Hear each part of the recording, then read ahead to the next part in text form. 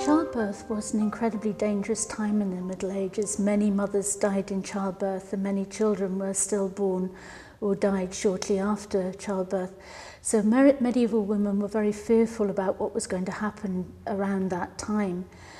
Prior to going into labour, they probably would have come many times during their pregnancy into the church or the cathedral to pray to the Virgin and to pray to a saint for a safe delivery. But once they got back at home, they felt slightly more vulnerable. They didn't have trained midwives as we do today, although if they were lucky enough to be near a nunnery, many of the nuns were trained midwives. But normally they would be reliant just on their family and neighbours who had some experience of childbirth.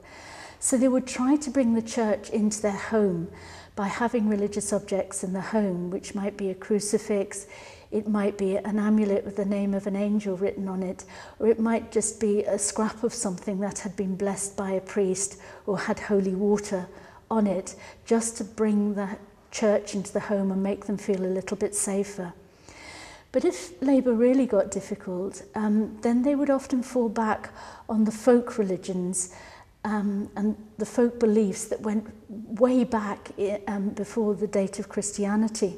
And one of these things would be that they would ask their neighbours or their relatives to sit round them and unravel a shawl or a piece of knotted cord. And the idea was that as you unloose the threads of this garment or this piece of rope, so you would be loosening the baby from the womb, and the baby would come out much more easily.